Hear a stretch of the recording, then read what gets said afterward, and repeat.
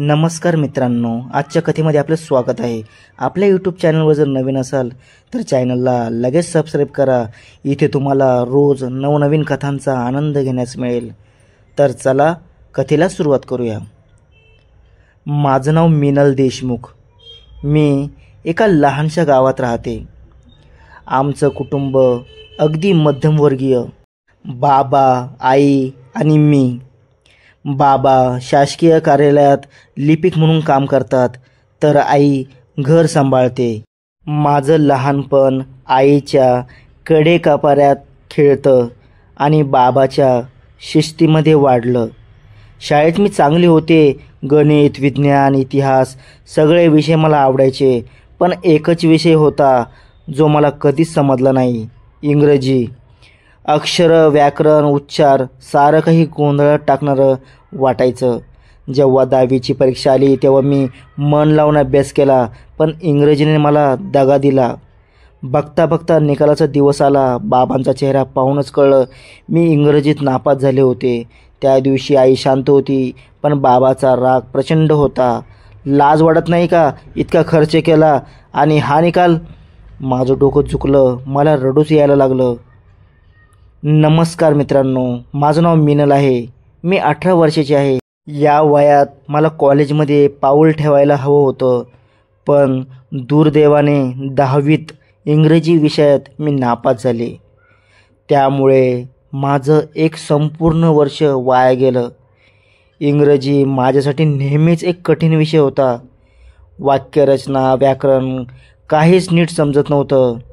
10वीच्या परीक्षेनंतर बाबांनी मला बाहेर एक क्लास लावून दिला होता, पण खरं सांगायचं तर मी तिथं फारसं लक्ष दिलंच नाही आणि बाबांनी ते ओळखलं।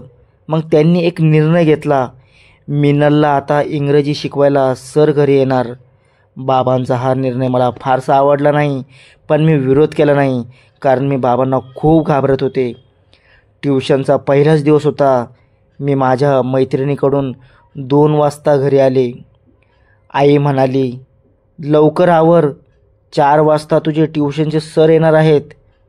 मी पटकन आवरलं। 4 वाजता दाराची बेल वाजली। आईने दार उघडलं आणि पहिल्यांदाच मी माझ्या ट्युशन सरांना पाहिलं। त्यांचं नाव होतं अविनाश सर। वय अंदाजे 25 वर्ष। सर दिसायला खूपच स्मार्ट होते। शांत, थोडंसं लाजत हसू चेहऱ्यावर।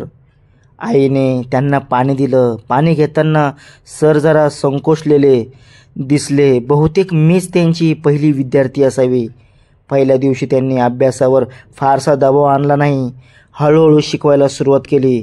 सर खूप छान शिकवत होते आणि कुठेतरी मला ते आवडायला लागले होते, पण तरीही माझ्या डोक्यात काही घुसत नव्हते। मागच्या काही दिवसापासून ट्युशनमध्येच माझा डोळा लागायचा आणि जेव्हा सर पाणी पिण्यासाठी बाहेर जात होते तेव्हा मला झोप येत होती। मी निवांत 1 तास झोपत होते। सर पण मला काहीच बोलले नाही। त्यांनी माझ्या आईला याबद्दल तक्रारही केली नाही। मला असं वाटत होतं की सर किती चांगले आहेत, पण मी झोपल्यावर आमच्या घरात असे काहीतरी होत होते ज्याबद्दल मला काहीच कल्पना नव्हती। मी झोपल्यावर आई आणि सरांमध्ये काहीतरी चालले होते याची खबर मला नव्हती आणि माझं त्याच्यावर जास्त काही लक्ष गेले नाही। सर ट्युशनमध्ये येताना नेहमी मला काही ना काही खायला घेऊन येत असायचे। एक दिवस चॉकलेट खाताना अचानक मला ठसका लागला। तेव्हा सरांनी माझ्या पाठीवरून हात फिरवायला चालू केले। माझ्या ठसक्याचा आवाज ऐकून आई लगेच पाणी घेऊन आत आली। जेव्हा माझ्या आईच्या हातातून सरांनी पाण्याचा ग्लास घेतला तेव्हा सरांचा हात माझ्या आईच्या हाताला स्पर्श झाला। तेव्हा सर माझ्या आईच्या हाताला हळूच कुरवाळू लागले। आईने माझ्याकडे बघून पटकन हात मागे घेतला। ते सगळं बघून मला थोडे विचित्र वाटले आणि मला माझ्या आईवर राग पण येऊ लागला, कारण त्यावेळेस माझ्या मनात काय विचार चालू होते हे मला स्वतःलाच माहीत नव्हते। तेव्हा सरांनी मला त्यांच्या हातानेच पाणी पाजले। तेव्हा सर माझ्या खूप जवळ होते। माझ्या मनात सराबद्दल त्या भावना निर्माण होऊ लागल्या. दुसऱ्या दिवशी मी माझ्या मैत्रिणीच्या घरी गेले. माझ्या मैत्रिणीचे नाव काव्या होते. काव्या माझ्याच वयाची होती, पण ती 10वीमध्ये पास झाल्यामुळे 11वीमध्ये गेली होती. ती 10वीत पास झाल्यामुळे तिला कॉलेजमध्ये ॲडमिशन भेटले. संध्याकाळी काव्याला मी एका मुलासोबत बघितले. मी एकदा काव्याला विचारलं, काव्या तू या मुलासोबत सारखं का फिरत आहेस? त्यावर ती मला म्हणाली, तो माझा बॉयफ्रेंड आहे. तिच्या तोंडून हे शब्द ऐकून मी तिला म्हणाली, काव्या आपलं अजून वयच काय आहे? तुला हे सगळं शोभत नाही. हे वय प्रेम करायचं नाही, तर चांगले शिकून काहीतरी होण्याची आहे. तेव्हा ती हसत मला म्हणाली, शिक्षणाबद्दल तर तू काहीच बोलू नकोस. तू 10वीमध्ये नापास झाली आहेस, तर मी पास झाली आहे. आणि कॉलेजची लाईफच अशी आहे. कॉलेजमध्ये प्रत्येकाचा बॉयफ्रेंड असतो. आता तू तर कॉलेजमध्ये नाहीस, त्यामुळे तुला या गोष्टीबद्दल कसं माहीत असणार? काव्याचं बोलणं मला पटले. मी कॉलेजमध्ये जरी नसले तरी कॉलेजमध्ये जाण्याचे माझे वय होते. मलाही आता असे वाटू लागले की माझाही कोणी बॉयफ्रेंड असावा. काव्या मला म्हणाली, हे बघ कॉलेजमध्ये जवळपास सगळ्या मुलींचे बॉयफ्रेंड आहेत. तू अजून शाळेत शिकत आहेस, त्यामुळे तुला याबद्दल काहीच माहीत नाही. मला काव्याचे म्हणणे पटले. मागच्या काही दिवसापासून ट्युशन सरांवरच माझी नजर होती आणि त्यांच्याबद्दल माझ्या मनात एक वेगळ्याच भावना निर्माण होत होत्या. काव्यासोबत हे बोलणं झाल्यावर मला समजून आले की जर कोणाबद्दल आपल्या मनात तशा भावना येत असतील तर समजून जायचं की हे प्रेम आहे. आणि मला समजून आले होते की ट्युशन सराबद्दलच माझ्या मनात त्या भावना येत होत्या. भलेही ते माझ्यापेक्षा 4-5 वर्षांनी मोठे होते, पण मला त्यांचा काही फरक पडत नव्हता. मला तर ते आवडत होते. म्हणून मी विचार केला की आता कसंही करून सरांना माझ्या मनातलं सांगून टाकेन. मला पूर्ण विश्वास होता की सर मला नकार देणार नाही, कारण मी दिसायला खूप सुंदर होते. कोणीही मला नकार देऊ शकत नव्हते. एवढी छान माझी काया होती. नेहमी माझी आई म्हटल्याशिवाय ट्युशनसाठी मी तयार होत नव्हते. मन लावून अभ्यास करत नव्हते. पण आता सरांना इम्प्रेस करण्यासाठी म्हणून मी स्वतःहून तयार होऊन बसत होते आणि नियमित अभ्यास करायचे. हे सगळं बघून माझी आई आश्चर्य झाली. सोबतच खुश होऊन आई माझी तारीफ करू लागली. नेहमीप्रमाणे सर घरी आले. ते जसे माझ्या रूममध्ये आले तेव्हा माझी नजर फक्त त्यांच्यावरच होती. जेव्हा सर मला शिकवत होते तेव्हा माझे लक्ष सरांच्या शिकवण्यावर कमी आणि त्यांच्यावरच जास्त होते. मी एकटक लावून फक्त त्यांच्याकडे बघत होते. तेव्हाच अचानक त्यांची नजर माझ्यावर गेली. तेव्हा मी लगेच माझी नजर पुस्तकात घातली. थोड्या वेळाने सर मला म्हणाले, मिनल मी थोडं पाणी पिऊन येतो, तोपर्यंत तू या प्रश्नाचे उत्तर लिहून ठेव. मी हा म्हणून माझी मान हलवली. त्यावेळेस माझे लक्ष अभ्यासात नव्हतेच तर सरांवर होते. थोड्या वेळाने मला पुन्हा झोप येऊ लागली, पण मी स्वतःवर कंट्रोल केले. खूप वेळ निघून गेला तरीही सर अजून आले नव्हते. म्हणून त्यांना बोलवण्यासाठी मी रूमच्या बाहेर गेले. तेव्हाच मी बघितले की हॉलमध्ये सर आणि आई सोफ्यावर एकमेकांच्या जवळ बसून बोलत होते. मला बघताच आई सरांपासून थोडी दूर झाली. सर मला म्हणाले, मला थोडा आळस आला होता म्हणून मी विचार केला की मॅडमसोबत थोडा वेळ बसून कॉफी घ्यावं. तेव्हाच आई म्हणाली, हो मी लगेच कॉफी घेऊन येते, तोपर्यंत तुम्ही मिनलला शिकवायला चालू करा. सर माझ्यासोबत पुन्हा माझ्या रूममध्ये आले. मी त्यांच्यासोबत बसून इंग्रजीचे काही व्याकरण शिकू लागले. खरं तर मला काही समजत नव्हते म्हणून मी मुद्दाम सरांना प्रश्न विचारत होते. जेव्हा सर मला शिकत होते तेव्हा माझा हात सारखा सरांच्या हाताला लागत होता. जेव्हा माझे काही चुकत असायचे तेव्हा सर माझा हात पकडून मला शिकवत होते. त्यांच्या हाताचा स्पर्श माझ्या हाताला होताच माझे मन खूप खुश होत होते, कारण माझी आवडती व्यक्ती माझ्यासोबत होती. मी त्यांच्याकडे बघून फक्त स्मित हास्य करत होते. तेव्हाच आई कॉफी घेऊन माझ्या रूममध्ये आली. आईला बघताच सर घाबरून माझ्यापासून असे दूर झाले की जसे आई त्यांना ओरडणारच होती. माझं तर आई आणि सरांच्या संबंधाकडे जास्त लक्ष जात नव्हते. माझे लक्ष तर यावर होते की सरांचे लक्ष माझ्यावर कसे खेचून घेऊ. दुसऱ्या दिवशी पण शिकवताना सर पाणी पिण्यासाठी म्हणून बाहेर निघून गेले. त्या दिवशी मी सरांनी जे काही आणले ते खाल्लेच नव्हते, त्यामुळे मला झोप आली नाही. थोडा वेळ निघून गेला तरीही सर आत आले नाही, म्हणून मी त्यांना बघण्यासाठी माझ्या रूममधून बाहेर गेले. त्यावेळेस मला हॉलमध्ये कोणीही दिसले नाही. पण तेव्हाच मला माझ्या आईच्या रूममधून सरांचे आणि आईचे बोलण्याचा आवाज आला. मी हळूच हलक्या पावलांनी आईच्या रूमजवळ गेले. रूमचा दरवाजा उघडाच होता. मी हळूच दरवाजा थोडासा पुढे ढकलला आणि आतमध्ये बघितले. सर माझ्या आईच्या रूममध्ये बेडवर बसले होते आणि त्यांनी आईचा एक हात हातात घेतला होता आणि दुसरा हात आईच्या खांद्यावर ठेवला होता. हे सगळं पाहून मला धक्काच बसला, कारण मी ज्या व्यक्तीवर प्रेम करत होते त्यांच्यासोबत आईला तशा अवस्थेत बघितले. त्यावेळेस मला माझ्या आईचा खूप राग आला. मी रागाच्या भरात किचनमध्ये गेले आणि भांडी पाडले. भांड्याचा आवाज ऐकून आई तिथे पळत आली आणि मला विचारली, काय झालं मिनल? मी म्हणाले, मला भूक लागली आहे, मला काहीतरी खायला दे. आईच्या मागून सरांनाही येताना मी बघितले. तेव्हा मी सरांना विचारलं, सर तुम्ही आईच्या रूममध्ये काय करता? तेव्हा सर मला म्हणाले, मॅडमचा मोबाईल हँग झाला होता म्हणून ते दुरुस्त करण्यासाठी मॅडमने मला बोलावलं होतं. सर माझ्यासोबत खोटं बोलत होते. याचा अर्थ हा होता की सर आणि माझ्या आईमध्ये काहीतरी चालले होते. पण मी माझ्या आईची मुलगी होते.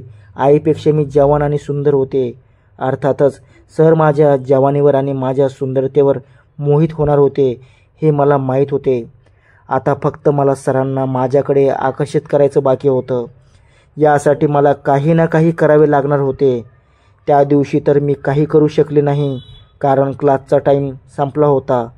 सर निघून गेले. दुसऱ्या दिवशी जेव्हा ट्युशनचा टाईम झाला तेव्हा मी खूप छोटा फ्रॉक घातला होता. तो फ्रॉक गुडघ्याच्या वर होता. थोडासा हलका मेकअप केला. जेव्हा सर रूममध्ये आले तेव्हा ते सारखं माझ्या उघड्या गोऱ्या मांड्याकडे बघत होते. जेव्हा मला अभ्यासातलं काही समजत नव्हते तेव्हा सर मुद्दाम माझ्या उघड्या मांड्यावर हात ठेवून मला समजवत होते. तेव्हाच मला समजून आले की सर माझ्याकडे आकर्षित होत आहेत. खूप वेळ निघून गेला तरीही सर पाणी पिण्याच्या बहाण्याने बाहेर निघून गेले नाहीत. ते माझा हात पकडून मला शिकवू लागले आणि सारखे त्यांची नजर माझ्याकडे तर माझ्या मांड्यांकडे जाऊ लागले. या सगळ्या गोष्टी मला खूप आवडू लागल्या. तेव्हाच अचानक आई रूममध्ये आली. तिने बघितले की सरांचा हात माझ्या मांडीवर आहे. रागाने आईचा चेहरा लालबुंद झाला. आईने कॉफीचा बहाणा करून सरांना रूमच्या बाहेर घेऊन गेले. तेव्हा मी पण सरांच्या मागे बाहेर गेले. मला बाहेर आलेला पाहून ते दोघं हॉलमध्येच बसले. आईने माझा हात पकडून मला तिच्या रूममध्ये घेऊन गेली आणि रागावत ती मला म्हणाली, तू आता लहान नाहीस. कोणत्याही अनोळख्या माणसासमोर एवढे लहान कपडे घालायची काही गरज नाही. ही माझी पहिली आणि शेवटची चेतावणी आहे. असं म्हणून आई रागात मला समजवत होती. जशी काही ती सती सावित्रीच आहे. तिचं लग्न होऊन सुद्धा ती एका परपुरुषासोबत वेळ घालवत होती. पण मी तर माझ्या मनाने कपडे घातले होते. यात माझ्या आईला राग काय येत होता? रागातच माझी आई रूममधून किचनमध्ये निघून गेली. थोड्या वेळाने सर पण निघून गेले. मी आता आईची माफी मागत तिच्या मागे फिरू लागले. मी तिला म्हणाले, आई इथून पुढे मी सरांसमोर असे कधीच कपडे घालणार नाही. शेवटी आईने मला माफ केले. 2 दिवस असेच निघून गेले. एक दिवस सर मला ट्युशन शिकवत असताना अचानक आईची मैत्रीण घरी आली. तिच्या घरी काहीतरी फंक्शन होते म्हणून ती आईला घरी येण्यासाठी हट्ट करू लागली. आई मजबूर झाली आणि तिच्या घरी जाण्यास निघाली. ती माझ्या रूममध्ये येऊन मला म्हणाली, मी 2 तासात वापस येते असे म्हणून ती निघून गेली. आता घरात मी आणि सर आम्ही दोघेच होतो. सर मला माझ्या हाताला पकडून शिकवत होते. माझी नजर सारखी सरांकडे जात होती. तेव्हा सर मला म्हणाले, मिनल तू खूपच सुंदर आहेस. मला माहीत आहे की मी तुला आवडतो. तुला काय वाटतं की माझी नजर तुझ्यावर नाही? पहिल्या दिवसापासूनच तू मला खूप आवडतेस. जर तू माझ्यावर प्रेम करतेस तर तू मला आत्तापर्यंत का नाही सांगितलंस? तू स्वतःला का थांबत होतीस? त्यांचं हे बोलणं ऐकून मी एकदम खुश झाले. तेव्हा सरांनी माझा हात पकडून चोळू लागले आणि एकदमच मला जवळ ओढून घट्ट मिठी मारली आणि माझ्यावर प्रेम करू लागले. मी सरांना म्हणाले, सर, तुम्ही माझ्यावर प्रेम करता आणि मी पण तुमच्यावर प्रेम करते, पण तुम्ही कोणत्या ना कोणत्या बहाण्याने आईच्या रूममध्ये का जात होतात? तुमच्या दोघांमध्ये काही चाललं आहे का? तेव्हा सर हसत म्हणाले, मिनल, तुला काय वाटतं की मी तुझ्या आईवर प्रेम करतो? अजिबात नाही. माझी तर पहिल्यापासून तुझ्यावर नजर आहे आणि मला तर फक्त तूच आवडतेस. मलाही दिसून येतं की तुला पण मी आवडतो, पण तुझी आई सारखी आपल्या दोघांमध्ये येते. तिला शक येऊ नये म्हणून मी हे नाटक करत आहे. त्यानंतर हळूहळू ते माझ्याजवळ येऊ लागले. ते प्रेमाने मला किस करू लागले. तेव्हाच अचानक रूमचा दरवाजा जोरात उघडला. रूममध्ये माझी आई आली. आईला बघताच मी थोडी घाबरले. रागाच्या भरात आई माझ्याजवळ आली. ती मला म्हणाली, बरं झालं माझा मोबाईल घरात विसरला होता आणि मोबाईल घेऊन जाण्याच्या बहाण्याने मी घरात आले, नाहीतर तुमच्या दोघांचे लफडं माझ्यासमोर आले नसते. मिनल, मी तुला त्या दिवशी बजावले होते ना आणि तू इथपर्यंत पोचलीस असं मला वाटलं नव्हतं. तेव्हा सर आईला म्हणाले, हो, मग ही मुलगी तर मी आल्यापासून माझ्याकडे विचित्र नजरेने बघते आणि आज तर ती माझ्या गळ्यातच पडली. मागच्या काही दिवसापासून ही मुलगी विचित्र वागत होती. हे सर्व ऐकून आई रागाच्या भारात माझ्या पाठीत मारू लागली. तेव्हाच मी आईचा हात पकडून आईला म्हणाले, आई, या नालायक माणसाचं काही ऐकू नकोस. एकदा माझं ऐकून तरी घे. तुझ्या पर्समधून मीच मोबाईल बाहेर काढून ठेवला होता, कारण या बहाण्याने तू घरी यावेस आणि ही सगळी घटना तुझ्या समोर यावं म्हणून मी मुद्दाम हे सर्व केलं, कारण या नालायक माणसाचा खरा चेहरा तुझ्या समोर यावा. आई, हे सर फक्त तुलाच नाही तर आपल्या दोघींनाही प्रेमाच्या जाळ्यात फसवत होते. आईला आणि मुलीला दोघीसोबत एकाच टाईमला घाणेरडा खेळ खेळत होते. तू त्याच्या प्रेमाच्या जाळ्यात फसलेस, पण मी नाही. मी खूप वेळा तुमच्या दोघांना सोबत बघितले आहे. या नालायक माणसाचा खरा चेहरा तुझ्या समोर येण्यासाठी मी हे सगळं नाटक केलं. सर रूममध्ये येण्याआधीच मोबाईलमध्ये रेकॉर्डिंग चालू करून ठेवले होते, जेणेकरून सर तुझ्याबद्दल जे काही बोलतील ते सगळं मोबाईलमध्ये रेकॉर्ड झाले होते. आईने ते रेकॉर्डिंग ऐकले तेव्हा तिला समजून आले की सर तिच्यासोबत खेळ खेळत होते. आईने त्याला नवऱ्याची भीती दाखवून घराबाहेर काढले. तो घाबरून निघून गेला. तो निघून गेल्यावर आई माझ्याजवळ येऊन मला म्हणाली, मिनल, माझी चूक झाली. मी खूप चुकीचं वागले. तुझे पप्पा मला कधीच वेळ देत नाहीत. जेव्हापासून तुझे ट्युशनचे सर घरी आले तेव्हा त्याने माझ्यासोबत बोलायला चालू केले. त्यावेळेस मला असे वाटू लागले की तोच मला समजून घेऊ शकतो. त्याने मला गोड बोलून फसवलं होतं. मी त्याच्या प्रेमात वेडी झाले होते. मी तर त्याच्यासोबत लग्न करायचाही विचार केला होता. जर त्याचे हे खरं रूप माझ्यासमोर आले नसते तर माझं आणि माझ्यासोबत तुझ्याही आयुष्य उद्ध्वस्त झाले असते. त्याने माझ्यासोबत प्रेमाचे नाटक केले आणि तसेच तुझ्यासोबतही तेच करायला लागला. तू माझ्यापेक्षा लहान असूनही तुला याची समज होती, पण मला त्याची समज राहिली नाही. मला माफ कर. मी माझ्या आईला मिठी मारली. त्यानंतर आईने कधीही कुणावर विश्वास ठेवला नाही आणि मीही कधी कुणावर विश्वास ठेवला नाही. आजची कथा आपल्याला आवडली असेल तर व्हिडिओला लाईक करा. सोबतच आपल्या चॅनलवरती जे कोणी नवीन असेल त्यांनी चॅनलला सबस्क्राईब करून घ्या. धन्यवाद.